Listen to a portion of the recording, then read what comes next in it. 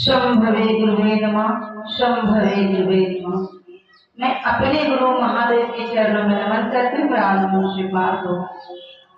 इस कालखंड के महामानव प्रथम से साहब श्री हरिराम भैया के चरणों में नमन करती हूँ। आनंद स्वीकार हो। शक्ति स्वरूप आदि के मां के चरणों में नमन करती हूँ। आनंद स्वीकार हो। अजय सत्ता में नमन करती हूँ। आनंद स्वीकार हो। चर्चा आस्था पर तमाम गुरु भाई गुरु बहनों के चरणों में नमन करती हूँ। मेरा नमन स्वीकार हो। हम लोग का सौभाग्य दीदी कि हमारा इतने धूप में इतने गर्मी में भी हमारा महादेव का काम करना नहीं भूलते हैं, क्योंकि हमारा खूब जानते हैं कि यदि धूप भी हो तो यदि अपना काम पड़ जाए, अगर यदि मान लिया जाए कि डॉक्टर ही जाना है तो हमारा को जाएंगे कि नहीं जाइएगा? जाते हैं कि नहीं? उसी प्रकार हमारा महादेव को गुरु बनाए हैं, तो ये मन में सोच लें, ये मन में सोच लें कि जिस तरह अपना काम हम करते हैं अच्छी तरह से, उसी प्रकार अपने गुरु का भी काम करना हम लोग सीख जाएंगे, सीखेंगे, क्योंकि शिष्य का काम होता है सीखना। हमारा जिस तरह अपना काम करना जानते हैं, उसी प्रकार हमारा महादेव के काम करने भी सीख जाएंगे।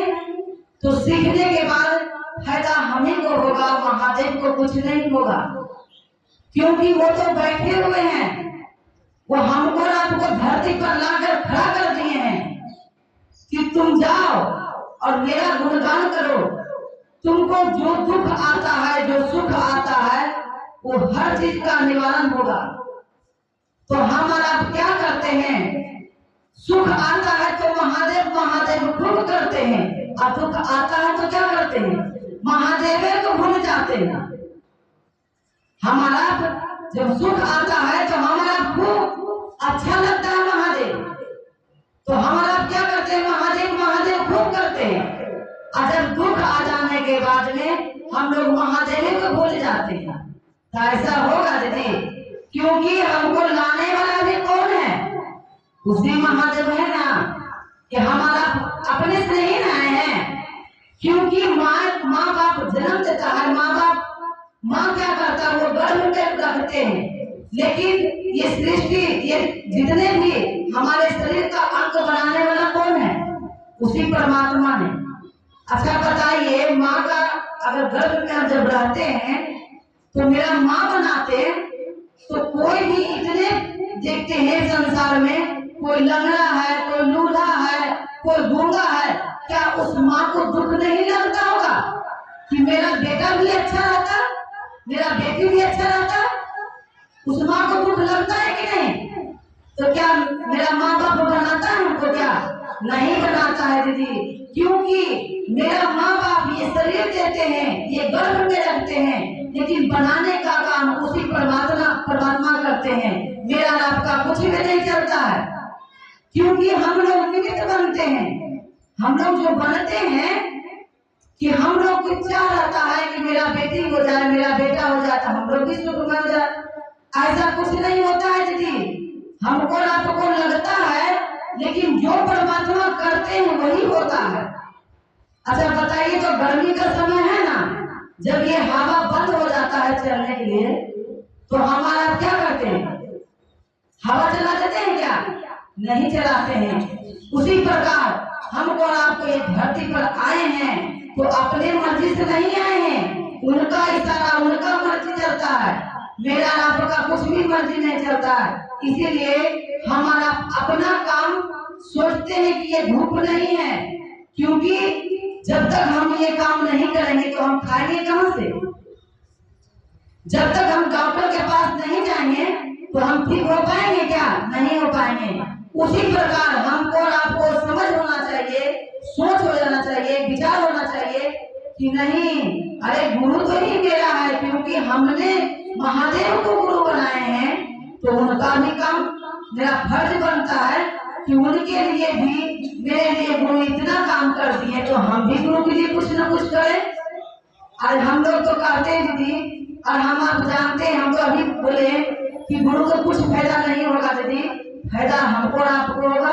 उसी प्रकार हम लोग ये 3 काम करना मत भूलिए, क्योंकि हमको इस धरती पर रहना नहीं है, हमको एक न एक दिन जाना है।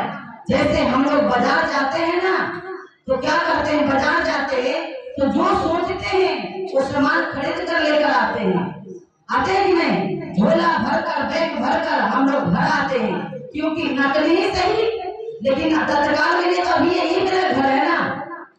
इसीलिए हमारा बाजार जाते हैं और जो सामान रहता है उसको लेकर घर आते हैं कि नहीं। उसी प्रकार है, मेरा आपका यहाँ घर नहीं है, हम लोग तो भाड़े के मकान में रह रहे हैं दीदी। जिस दिन वो मकान असूल हो जाएगा, वो कीमत चुकाना पड़ जाएगा, उस दिन हमको धक्का मारकर बाहर कर दिया जाएगा। क्योंकि ये धक्का किस लिए मारता है, ये मेरा श्वास जो चल रहा है ना दीदी, उसी का सब कोई स्वागत करता है। क्या मिट्टी का स्वागत कोई करता है क्या? कोई नहीं करेगा दीदी।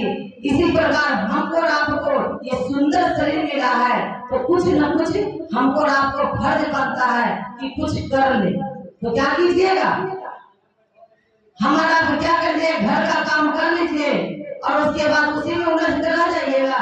ऐसा नहीं दीदी, समय मिलता है जितना समय मिले। साहब हमारे इतना यही नहीं कहे हैं कि सब काम छोड़कर आप महादेव को काम में आइए, ऐसा नहीं करना है। हमको सब कुछ देखते हुए गुरु का भी काम करना है। जितना समय मिलेगा, नहीं समय मिलेगा तो गुरु भाई गुरु का नाम में गपशप कर लेंगे, वो क्या मेरा गुरु का काम हो गया। क्योंकि चर्चा करने से मेरा मन समझता है, गुरु समझते नहीं, गुरु तो करवाते हैं, गुरु तो निमित्त है, हमको आपसे करवा देते हैं। और नहीं तो मेरा आपका क्या पावर है कि कुछ कर ले, कुछ भी नहीं करता दीदी। इसीलिए हमको आपको ये 3 काम करना मत भूलिए। दया मानिए कि हे शिव, आप मेरे गुरु हैं, मैं आपका शिष्य हूँ या शिष्या हूँ, मुझ पर दया कर दीजिए। देखिए महादेव कैसे दया नहीं करते हैं, और यही दया आप मांगते हैं। आप अपने शिष्य परिवार जब बनते हैं तो क्या अपने बच्चे की इतना छोटा बच्चा का नाम घोषणा करवाते हैं, वो बच्चा दया मांगते हैं क्या? नहीं मांग पाते हैं। लेकिन महादेव का नजर उस पर भी जाता है, क्योंकि वो जब धरती पर लाते हैं तो वो पालनहार भी है और चलाने का काम भी करते हैं। इसी प्रकार हमको आपको दया मांगना है, तो जो भी अगर गुरु भाई गुरु का नाम नहीं आते हैं उसके लिए भी दया मांगना है कि हे महादेव, हम देखिए तो हम अकेला जाते हैं महादेव का काम में, हमें हमारे साथ कोई भी नहीं जाते हैं। हमारे साथ देख बताइए तो अगर अकेला चलने में खराब लगता है, अच्छा नहीं लगता है। खराब क्या लगेगा, लगेगा कि अकेलापन है। लेकिन मेरे गुरु मेरे साथ रहते हैं। हमारे बबीता दीदी बता रही थी कि हम लोग काम करने जब जाते हैं तो कोई भी साथ में रहते हैं तो क्या करते हैं, महादेव को याद कर लेते हैं। सही बात बोले, जब आपको कोई नहीं साथ देगा तो महादेव खूब याद आएगा दीदी। जब आपके पास कोई नहीं रहेगा तो देखिए महादेव कितना याद आते हैं और साहब जी कितना याद आते हैं। ये तो महादेव की दया है दीदी, लेकिन साहब जी का आशीर्वाद है। यही बात हमको और आपको लगता है क्योंकि हम लोग करते हैं, और यही काम जो नहीं करते हैं तो क्या बोलते हैं कि मतलब साहब जी अभी नहीं रहे तो उनका क्या नाम लेना। अच्छा बताइए दीदी, शादी होता है जिसको, बिना अगुआ के बिना शादी होता है क्या? हा? हमको और आपको जब शादी हुआ था, चाहे जो भी हो, बिना अगुआ शादी नहीं होता है। उसी प्रकार हमको और आपको महादेव को किसने मिलाए हैं, महादेव से किसने मिलाए हैं? साहब दीदी। तो बताइए साहब दीदी का नाम लेना भूलेंगे क्या? नहीं भूलेंगे। और जो भूलेंगे उसके ऐसा मूर्ख तो कभी मिलेगा ही नहीं, क्योंकि हमसे महादेव से मिलाने वाला है कौन? महादेव से मिलाने वाला कौन है? साहब दीदी है कि नहीं? यदि बताइए तो साहब दीदी नहीं रहते, हमारे भैया नहीं रहते हरेंद्रानंद, तो हमारा महादेव को गुरु बनाते हैं क्या? बनाते दीदी, क्योंकि हमारे बाप दादा बनेवे नहीं किए तो क्या हमको पता था क्या? लेकिन ये इस काम को साधु संत सब जानते थे, लेकिन बताए नहीं ना। जो बताए उन्हीं का नाम चलेगा, मेरा नाम तो चलेगा। इसीलिए हमारा साहब को जैसे कि कोई गुरु माना गए उसकी बात नहीं मानना है, मानना है तो साहब जी का बात। जैसे हमको आपको मिलाएंगे साहब जी, इसीलिए साहब के आदेश पर चले और तीन काम करते रहे, जीवन भर सुख में रहेंगे और मेरा आपका जीवन सुंदर हो जाएगा। क्योंकि कोई श्रृंगार करता है तो सुंदर होता है, मन का सुंदरता कहाँ से आएगा? तन का सुंदरता तो श्रृंगार कर लीजिएगा, सब कोई देख लेगा, और मन का सुंदरता कहाँ से आएगा बताइए तो? मन का सुंदरता चाहिए ना। मन तन का सुंदरता देखेगा तो यहाँ संसार का लोग देखेगा, और मन का सुंदरता कौन देखेगा? हमारे परमात्मा देखेंगे। इसीलिए तन सुंदर होने से कुछ नहीं होता, जब तक ये मन सुंदर नहीं होगा तो मेरा आपका जो भी काम करते हैं वो सब व्यर्थ चला जाएगा। क्योंकि मेरा काम जो भी करेगा ये मन का सुंदरता। मन कौन बनता है? मन जो शिष्य है, और गुरु कौन बनता है? शिव बनते हैं। इसीलिए हमको आपको इससे मिलाना है, महादेव से मिलाना है ना। इसीलिए हमको आपको मन का सुंदरता लाइए, ये तन का सुंदरता तो हो ही जाएगा। क्योंकि ये संसार में हर तरह के क्रीम निकला है, हर तरह के हर चीज निकला है। हम और आप तो अगर काले हैं तो बिल्कुल हो जाएंगे, और मन में अगर महादेव की बसा लीजिए, देखिए कितना सुंदर हो जाइएगा दीदी। इसीलिए तन को सुंदरता को छोड़ दीजिए, मन को सुंदरता पर आ जाइए। क्योंकि मेरा आपका मन जाएगा ऊपर, तन को यही रह जाएगा। तन को कोई नहीं पूछेगा, अगर कुत्ता कभी आगे में कर देता है वो भी नहीं पूछता है। इसीलिए मन को सुंदर बनाइए, मेरा आपका जीवन भी सुंदर हो जाएगा दीदी। इसीलिए तीन काम को करना मत भूलिए।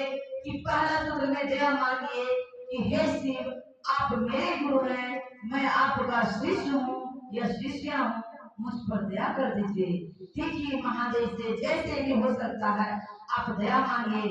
क्योंकि हमारे भैया भी बता रहे थे, राधे भैया, कि सुबह सुबह उठकर महादेव से खूब दया मांगिए, और दोपहर में जहाँ अगर आपको गुरु भाई गुरुबाना मिले या तो अनजान व्यक्ति भी मिले, उनसे आप महादेव की गपशप कर लीजिए। और तीसरा सूत्र कभी नहीं, अगर तीसरा सूत्र में जैसे कि नमः शिवाय के द्वारा अगर कभी नहीं समय मिले तो सोने समय हमको आपको समय मिल जाता दीदी। क्योंकि दिन भर समय नहीं मिलता, लेकिन रात में समय मिलता है। इसीलिए हमको आपको तीसरा सूत्र में नमः शिवाय के द्वारा अपने गुरु को प्रणाम कर और उसके बाद सो जाएं। देखिए हमको आपको नींद भी अच्छा आएगा, और सुबह उठेंगे फिर महादेव याद आ जाएंगे। ये तीन काम को करते रहिए और जीवन भर लेकर चलिए।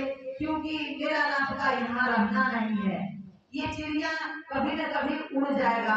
इसीलिए उड़ने से पहले हम लोग महादेव को पल प्रति पल खूब याद करते रहिए और मन को सुंदर बनाइए। तन को सुंदर बनाने से कुछ नहीं होगा। इसी चर्चा के रखते हुए गुरु सहित तमाम गुरु भाई गुरु माना के चरणों में प्रणाम करते हुए प्रणाम स्वीकार।